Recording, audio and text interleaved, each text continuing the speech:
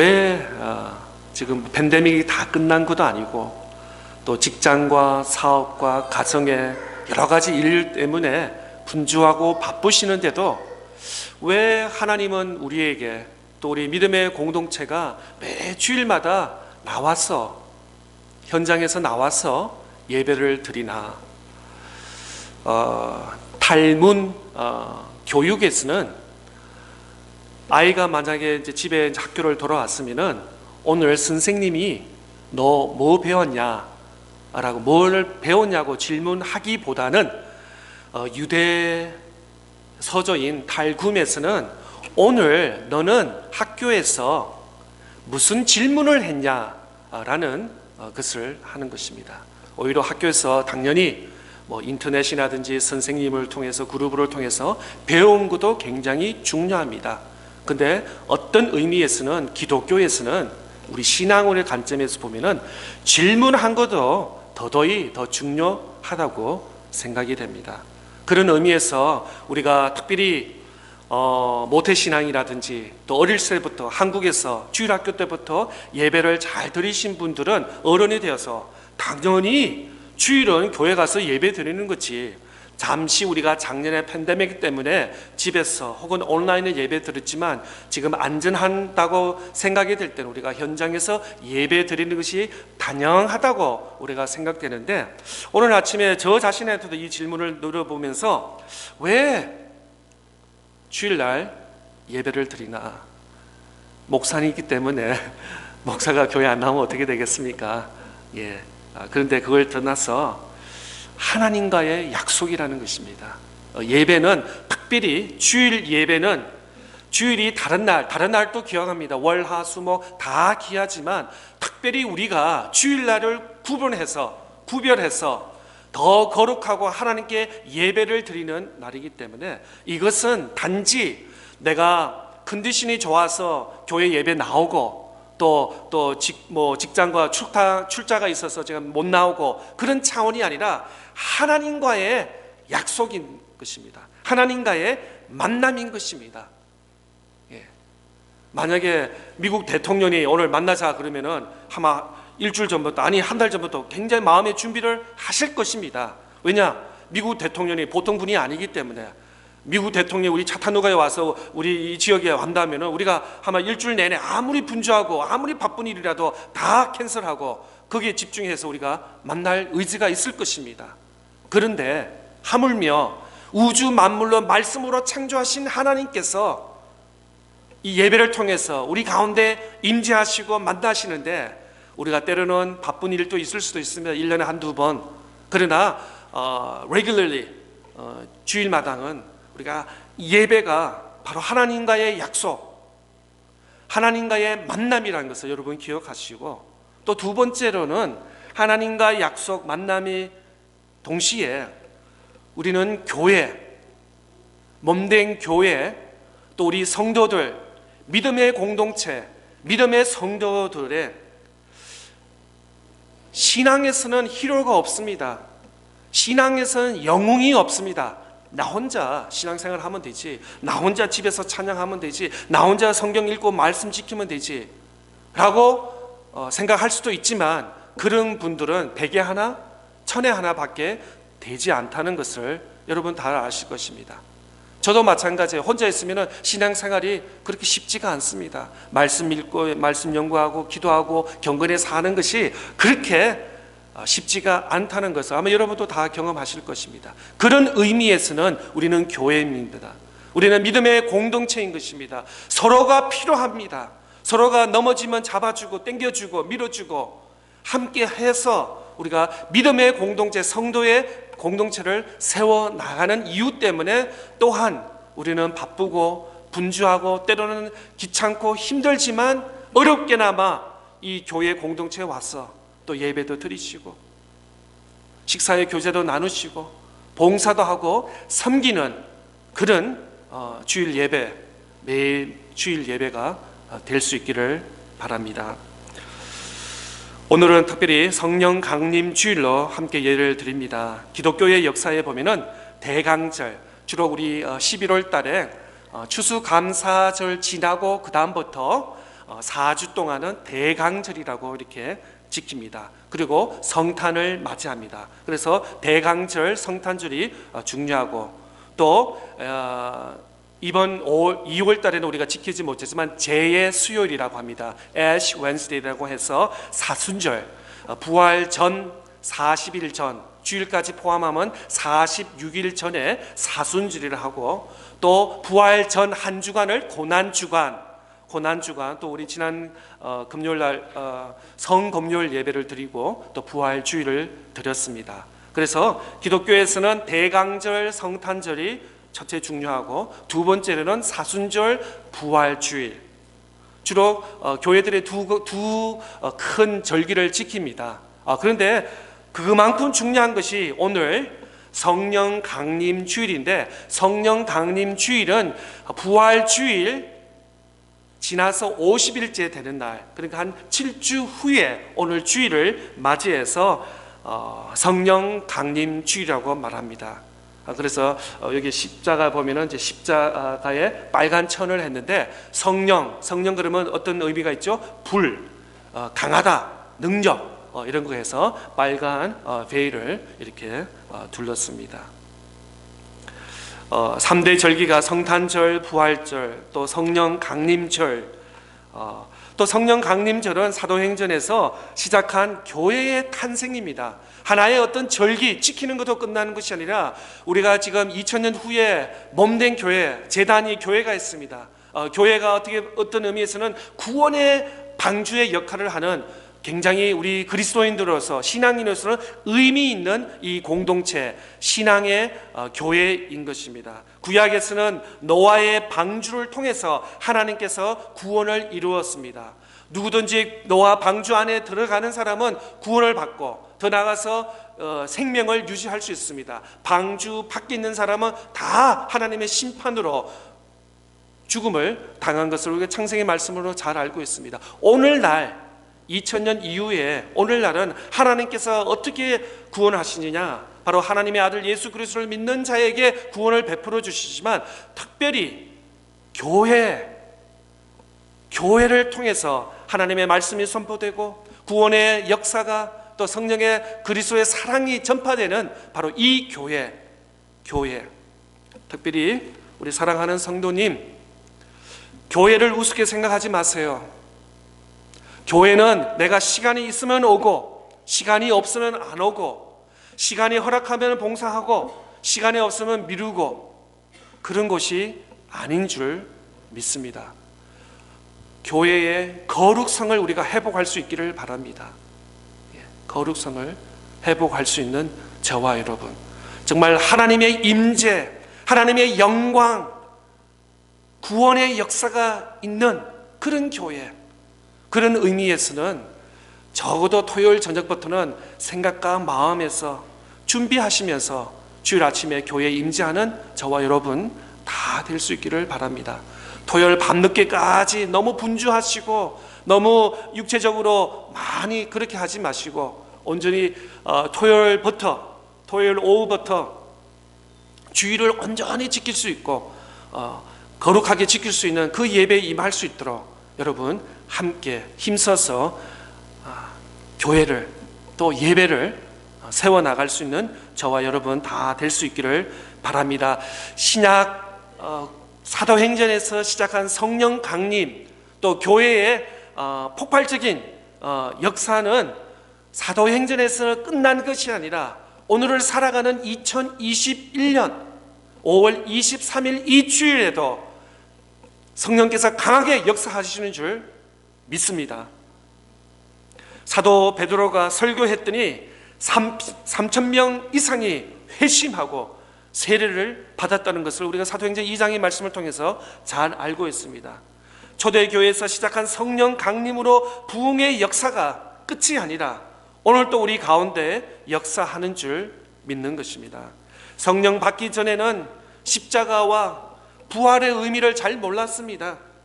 또 왜 예수님께서 이 땅에 오셔서 십자가에서 나를 위해서 돌아가시고 또 부활 승천하시고 도무지 이런 것이 이해가 되지 않았습니다.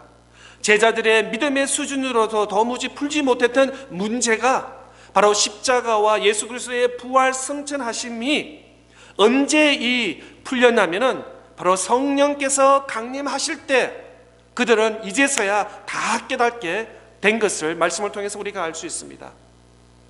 여러분 어렸을 때 학교 다닐 때 뭐 예를 들어서 수학을 배웠다든지 과학을 배웠다든지 한 번 듣고 깨달았으면 여러분은 천재일 것입니다.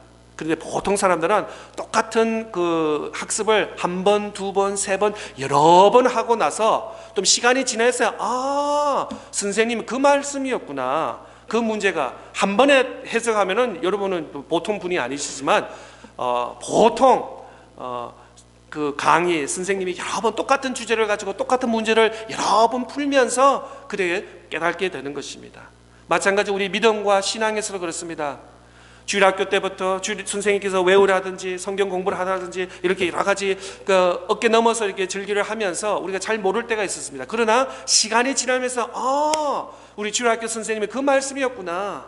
예배는 이렇게 드리는 것이구나. 성경 묵상과 성경 읽기는 이런 거였구나. 한참 시간이 지났어야 우리에게 이해가 될 부분도 있었을 것입니다. 아니면 성경에서 예를 들어서 삼일체의 어떤 컨셉이라든지 아니면 구약과 신약의 어떤 연결고리라든지 이런 것을 처음에 읽었을 때, 처음에 우리가 강의를 들었을 때는 잘 이해가 되지 않는데, 그러나 믿고 이거 하나님 말씀이다, 이건 구원의 말씀이다, 진리의 말씀이다 라고 시간이 지나고 나서는 한참 후에는 이 하나님의 복잡한 구원의 원리라든지 신학적인 어떤 원어라든지 이런 것이 나중에는 이해가 되는 것을 우리가 아마 체험하셨을 것입니다. 처음에 받아들일 때는 이해가 되지 않았습니다. 그러나 좀 시간이 지나고 믿음으로 고백하고 나서는 교회의 모든 질서와 또 모든 교회에 행하는 어떤 절기라든지 행사라든지 이런 것이 우리에게 이해가 되는 것입니다. 성령의 역사하심 없이 신앙생활을 한다는 것은 어렵습니다. 성령의 역사 없이 주의 일을 한다는 것도 고문이 될 것입니다.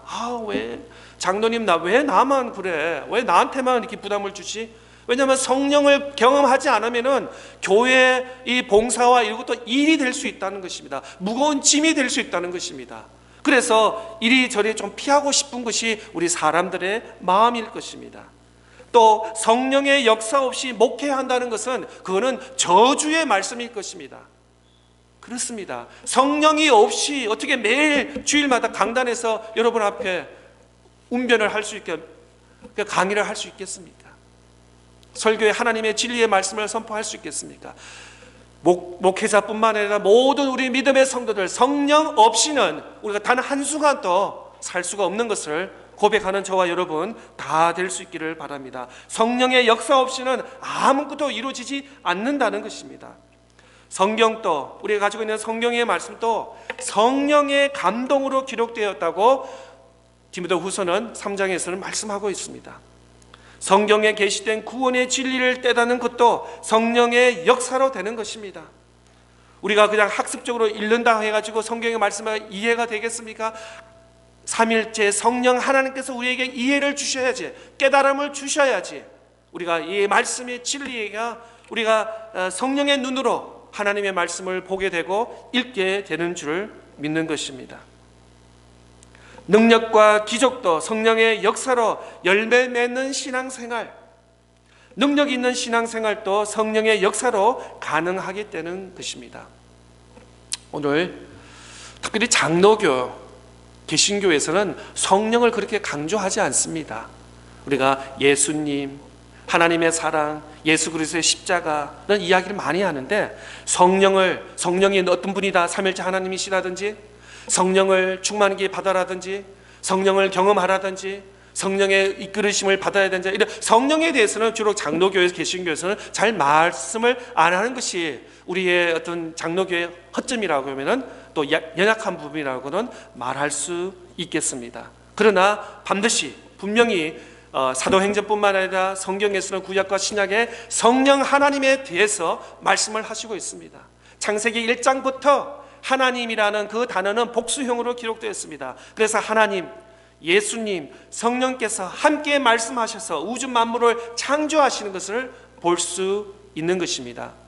또 어떤 분들은 구약은 하나님께서 사역하시고, 그래서 모세 앞에서도 일어나셔서 모세야 너가 서 있는 곳은 거룩한 곳이니 신발을 벗어라 라고 하면서 구약에는 하나님께서 역사하시는 곳이고, 또 신약 성경에서는 친히 예수님께서 성육신 하셔서 하나님께서 이 땅에 인간의 육신의 몸으로 오셔서 예수님 시대라고 말씀하고, 오늘 살아가는 우리 2021년도는 교회의 시대 혹은 성교의 시대 혹은 성령의 시대라고 우리는 성교학자들은 말하고 있는 것입니다. 그래서 오늘날 성령 강림주일을 맞이해서 성령 없이 한 분도 돌아가시지 말기를 바랍니다. 성령 안에서 우리가 말씀의 깨달음이 있게 하여 주시고, 성령으로 기도할 때 기도의 제목들이 응답받게 하여 주시고, 또 성령으로 우리가 함께 오늘 잔디에서 뛰놀면서 함께 성도들과 함께 나눌 때 정말 하나님께서 기뻐하여 주시고, 우리의 모든 어떤 눌리고 어그러진 이런 모든 마음들이 다 회복받는, 정말 주 안에서 오늘 평안을 누릴 수 있는 저와 여러분 다 될 수 있기를 축복합니다. 크게 세 가지 포인트를 말씀드리겠습니다.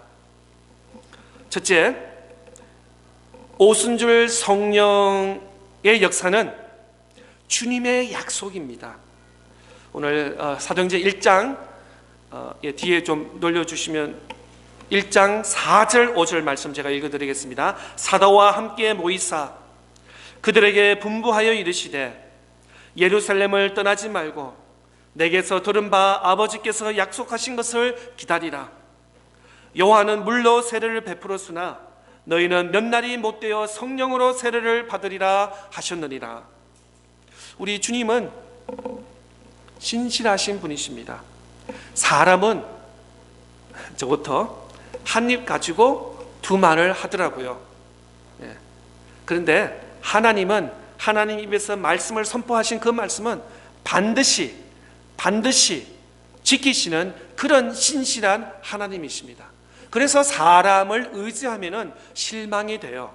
그래서 사람은, 저는 이렇게 말씀하고 싶습니다. 사람과 사람은 서로의 사랑의 대상이지 믿음의 신뢰의 대상이 아니다. 오히려 우리 하나님을 우리가 사랑을 해야겠죠. 하나님이 우리를 먼저 사랑해 주셨으니까. 그런데 하나님은 우리 믿음의 대상인 것입니다. 하나님 말씀하신 것은 반드시 지키기 때문에 우리는 하나님을 믿고 하나님을 신뢰할 수 있는 그런 하나님이라는 것입니다. 약속하신 것을 반드시 지키시는 분이 우리 하나님이십니다.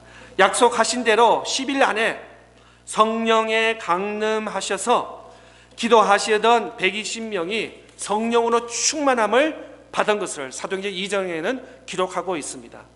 이 약속은 승천하기 직전에 주님께서 주신 거지만 또 이전에 구약 성경 약 830년 BC에 요엘 선지자를 통해서 주님께서 우리에게 이렇게 말씀하셨습니다. 요엘서 2장 28절 29절 말씀.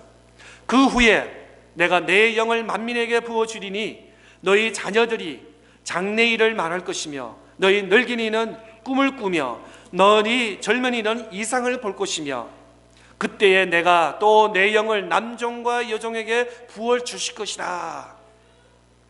그런데 이 성령을 누구에게 주시는 것입니까?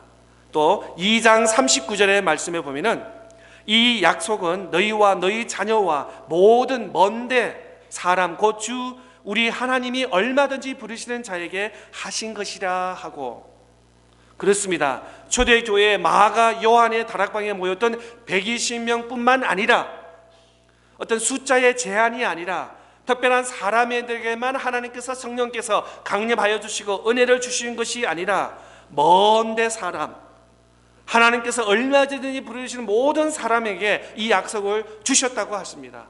이 구원과 이 은혜는 어떤 특정 그룹만 주는 것이 아닙니다. 유대인들만 받는 것이 아닙니다. 우리가 사도행전을 계속 공부해서 보면은 유대인부터 시작해서 이방인들까지 구원의 역사와 또 세례와 구원의 역사가 이루어지는 것을 볼 수 있는 것입니다. 하나님의 은혜, 구원, 또 성령의 강림을 은혜를 받는 것은 어떤 조건이 없습니다. 무조건적이고 하나님께서 주신다고 약속하신 그 은혜를 우리가 다 받을 수 있고 이룰 수 있는 줄 믿는 것입니다. 또 사도행전 2장 38절 말씀에 보면은 베드로가 이르되 너희가 회개하여 각각 예수 그리스도의 이름으로 세례를 받고 죄 사함을 받으라. 그리하면 성령의 선물을 받으리라. 성령의 강림은 누구한테 오냐? 예수님의 제자뿐만 아닙니다. 120명의 그들뿐만 아니라 오늘 살아가는 우리 모두에게, 우리가 갈망하고 갈급하고 요청을 하면은 성령께서 우리에게 강하게 역사하여 주시고 인도해 주신다고 약속해 주셨습니다. 그리고 누구든지 예수 그리스도로 세례를 받고 제 사함을 받는 자에게 하나님께서 성령의 선물을 우리에게 주신다고 약속하시는 것입니다. 무슨 말입니까? 회개한 자에게 성령의 선물을 주시겠다고 약속하십니다. 모든 사람, 먼데 사람, 이 먼데 사람은 누굴까요? 바로 이방인들을 말하고 있습니다. 유대인이 아닌 이방인, 모든 각 나라 사람들에게 말하는데, 하나님을 부르는 모든 사람에게 주어지시는 이 구원의 역사, 재용서함, 성령의 충만함, 이것은 동일하게 모든 자에게 이루어지신다고 말씀하고 있습니다. 다시 말씀드리면 오순절에 예수님의 제자들이 성령을 받은 것은 우연히 일어난 일이 아니라 오래전부터 하나님께서 예언하시고 약속하신 그 약속이 성취됐다는 것입니다. 그냥 순간적으로 그 120명이 기도하는 가운데 갑자기 분위기가 휩쓸려서 성령의 강한 역사가 일어난 것이 아니라 840년 BC 전부터 여호와의 선지자를 통해서 하나님께서 이 성령의 강한 역사를 예고하시고 예편하시고 예언하신 것입니다. 그래서 이제 하나님은 그의 구원의 역사를 바로 교회를 통해서, 그래서 교회가 굉장히 중요한 것입니다. 그리고 성령을 받은 성도들을 통해서 이루어 나가시는 것이 바로 구원의 방주, 구원의 이 마지막 때에 구원의 역사를 이루는 것이 바로 에클레시아, 교회, 철치라는 것입니다. 여러분, 교회 주일마다 오실 때마다 주차장에서부터 이 감격이 있기를 바랍니다. 오늘 주일 예배를 드리러 간다. 나의 믿음의 성도들과 함께 만남이 있다. 또 예배를 통해서 찬양과 영광을 하나님께 드린다. 이런 막 기대가 그러다가 기대는 막 이만큼 있는데 갑자기 목사를 보더니 기대가 확 떨어져. 그러면 안 되겠지만 부족한 종은 다 감사 주시고 하나님 영광, 예배, 찬양, 또 기도하는 모든 기도 제마다 응답받는 이런 expectation, 이런 사모함 있을 때 하나님께서 그에게 더 은혜와 축복을 임하여 주실 줄 믿습니다. 여러분, 자녀를 키우면서 학생들도 그러잖아요. 아무 의미 없이 학교방 가방을 그냥 가는 학생하고 하루 전날 이렇게 그라질 앞에다 책가방이라든지 책이라든지 뭐 이렇게 준비하는 학생하고는 이 마음다짐이 틀린 것입니다. 그래서 이 사모함, 예배의 갈망함, 예배를 통해서 하나님께서 역사하신다, 하나님께서 말씀을 통해서 또 성령께서 강하게 역사하신다, 이런 expectation, 이런 기대감이 있을 때 하나님께서 그에게 더 큰 은혜를 내려주실 줄 믿습니다. 이 마가 다락방에 하나님께서는 예비하시고 성령을 강하게 역사하시는데 이 모인 자들에게 정말 그 강하게 역사하시고 기도하는 가운데 뜨거움이 있었고 또 하나님을 갈망하는 열심이 있기 때문에 그게 불과 기름이 막 이렇게 폭발적으로 일어나는 것을 우리는 사도행전을 통해서 잘 알고 있는 것입니다. 그래서 사도행전 1장 8절에서 오직 성령이 너희에게 임하시면 너희가 권능을 받고 예루살렘과 온 유다와 사마리아와 땅끝까지 이르러 내 증인이 되리라 하시니라. 이 말씀이 얼마나 중요한 말씀입니까? 여러분, 권능을 다 받고 싶으시죠? 하나님을 일을 위하여 헌신하고 싶으시죠? 여러분, 하나님 나라를 위하여 복음을 전거하는 일에 여러분의 인생을, 삶을 드리고 싶으시죠? 어느 정도 신앙생활 하신 분은 모든 그리스도인들라면 이 질문에 아멘, 나 능력을 받고 싶습니다, 하나님께 헌신하고 싶습니다, 하나님 나라를 위해서 복음을 위해서 이 한 몸 바치겠습니다, 아마 다 그렇게 아멘 아멘으로 화답하실 것입니다. 그렇다면 여러분, 성령을 갈급하시기 바랍니다. 말씀처럼 오직 성령이 너에게 임하시면 오직 성령이 너에게 임하시면 하나님은 하나님을 사랑하는 자에게 그의 영을 부어주신다고 말씀하고 있습니다. 여러분 가정에도 자녀들 둘, 셋, 네 명 이렇게 키우다 보면은 막 특별히 엄마한테 엄마 바지나 치마를 잡으면 이거 뭐 해줘, 이거 해줘 이러면은 가만히 그냥 성숙한 점잖은 아이들한테는 별로 눈이 별로 안 가잖아요. 그런데 막 그냥 엄마를 그냥 막 쥐 흔들고 막 그냥 뭐 땡강 부리고 막 이러내면 더 엄마가 더 관심을 가져주고 또 얘 요구의 필요를 뭐 먹을 걸 사다 준다든지 아이스크림을 사다 준다든지 뭐 새로운 옷을 장난감을 사다 더 그러실 것입니다. 마찬가지 신앙생활은 특별히 성령의 갈급함은 점잖게 있는 것이 아니라 하나님 성령을 부어주시옵소서, 성령을 허락하여 주시옵소서, 내가 답답합니다, 내가 힘듭니다, 이렇게 나를 버려두지 마시오, 이렇게 간구할 때는 하나님께서 우리에게 강하게 역사하여 주시고, 기도하고 간구하는 자에게 하나님께서 더 강하게 성령으로 말씀으로 역사하는 줄 믿는 것입니다. 두 번째로 이 성령의 역사는 하나님의 약속이고, 두 번째는 오늘 주제 말씀처럼 오순절 성령의 역사는 그들은 한 곳에 모였다. 2장 1절 말씀해 보면 오순절 날이 이미 이르매 그들이 다 같이 한 곳에 모였더니, 한 곳에 모였더니.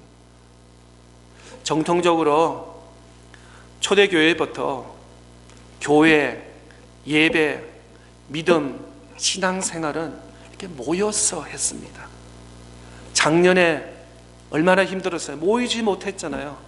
서로 거리를 둬야 되고 꼭 몇 사람만 교회 예배 방송을 위해서 준비해야 되기 때문에 기도 담당자 외에는 못 오고, 우리 교회는 뭐 그래도 상당히 좀 빨리 회복이 되었지만 많이 정말 굉장히 신앙에 confuse, 이러지도 못하고 저러지도 못하고 굉장히 어려웠던 것을 아마 여러분 다 경험을 하실 것입니다.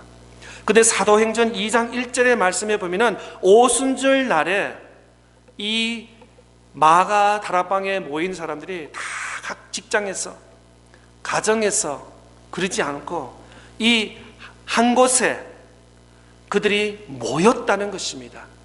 모였을 때 강하게 성령께서 역사하신 것을 사도행전 2장 1절부터 기록한 말씀을 여러분 기억하시기 바랍니다. 그래서 오순절 성령의 역사는 언제 일어났냐면은 그들이, 주의 백성들이, 주님의 제자들이 하나님을 사모하고 성령을 갈급하는 그 심령들이 한 곳에 모였다는 것입니다.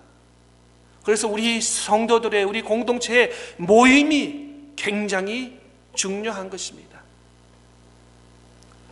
안전하게 우리가 사회의 법을 지키면서, 그러나 우리가 안전하게, 그러나 언제 성령의 강한 역사가 일어나냐면 한 곳에 모였을 때.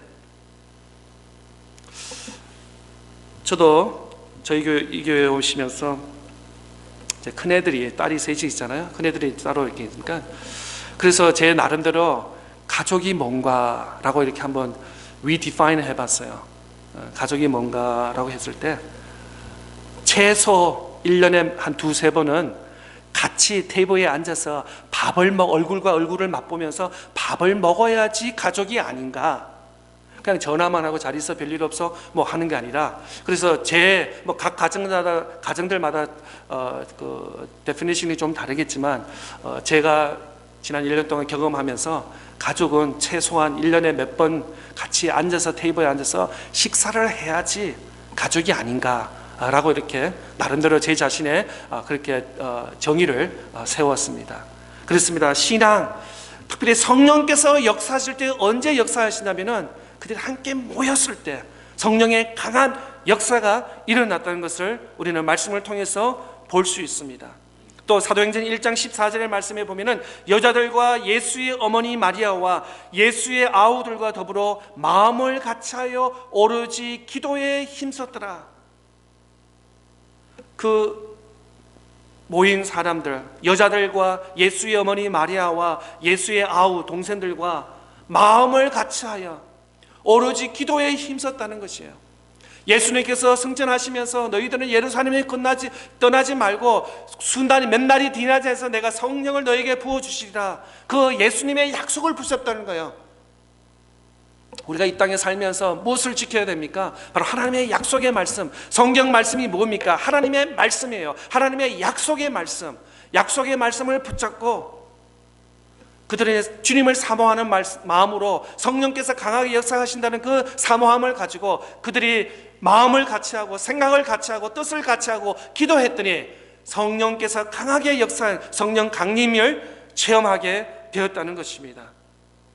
그런데 놀라운 것은 처음에 예수 그리스도가 승천하신 것을 본 사람은 500명이었습니다. 근데 마가 다락방에서 성령을 경험한 사람은 120명이었습니다. 그러니까 몇 명이에요? 380명은 어떻게 해요? 하루 기다리다가 몇 명 빠지고 이틀 기다리다가 또 빠지고 하고 마지막 10일째 되는 날에는 500명 중에 120명밖에 남지 않았다는 것을 숫자적으로 우리는 알 수 있습니다.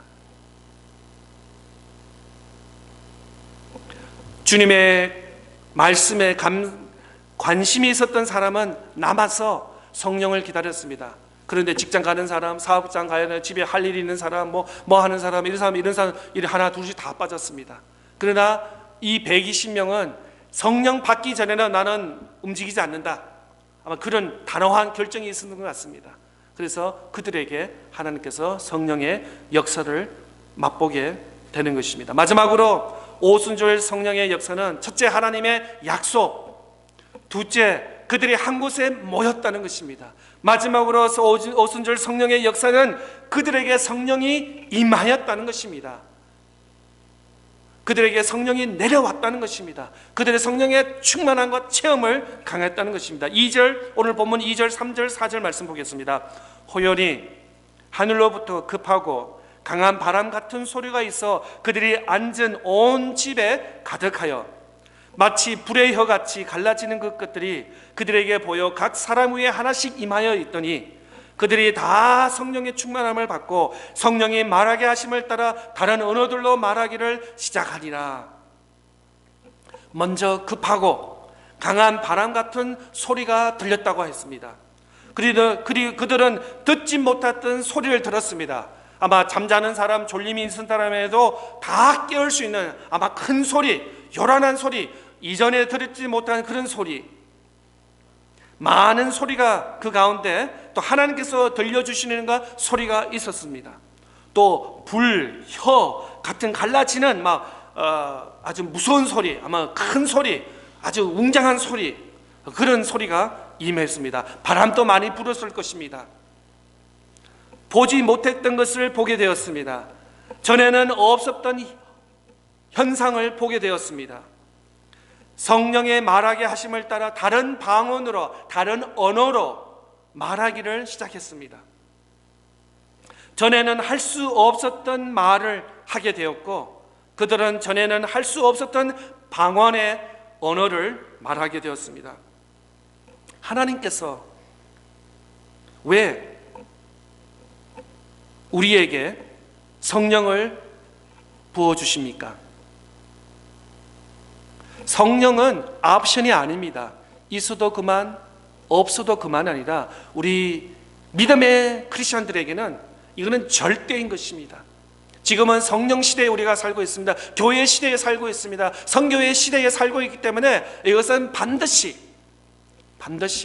우리에게 있어야 되는데, 첫째 이유는 하나님이 우리를 동력자로 삼기 위해서, 하나님께서 연약한 우리를 동력자를 삼기 위해서 이것이 오순절의 성령 강림이고 오순절 성령 강림의 축복인 것입니다. 요한복음 20장 19절 이하의 말씀에 보면은 이날 곧 안식 후 첫날 저녁 때에 제자들이 유대인들을 두려워하며 모인 곳에 문들을 닫았더니 예수께서 오사 가운데 서서 이르시되 너희에게 평강이 있을지어다. 이 말씀을 하시고 손과 옆구리를 보이시니 제자들이 주를 보고 기뻐하더라. 예수께서 또 이르시되 너희에게 평강이 있을지어다. 아버지께서 나를 보내신 것 같이 나도 너희를 보내노라.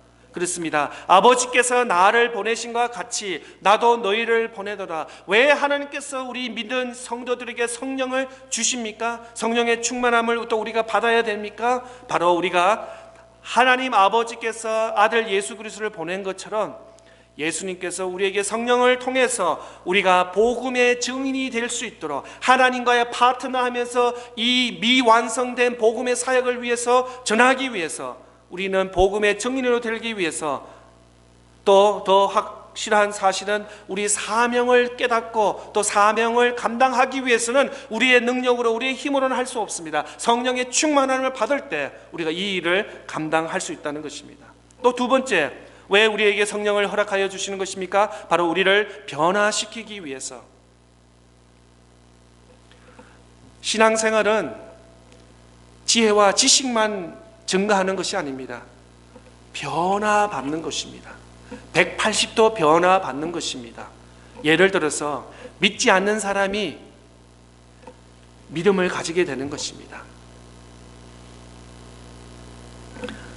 세상 사람과 별 다름 없는데 삶의 인격이 변화되는 것입니다.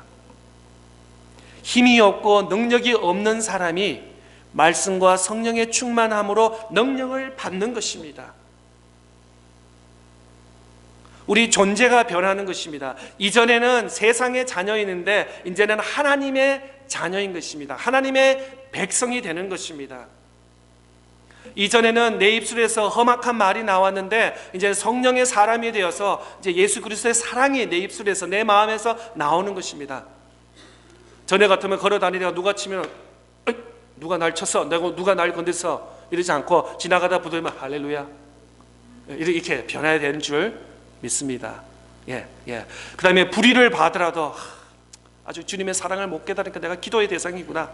그냥 막 어떤 불의를 보면 막 참고 막 싸우고 맞서고 그런 것이 아니라 세상을 위해서 기도해야 되겠구나. 전쟁하는 나라를 보면서 주님을 모르니 저리 싸울 수밖에 전쟁할 수밖에 없다고.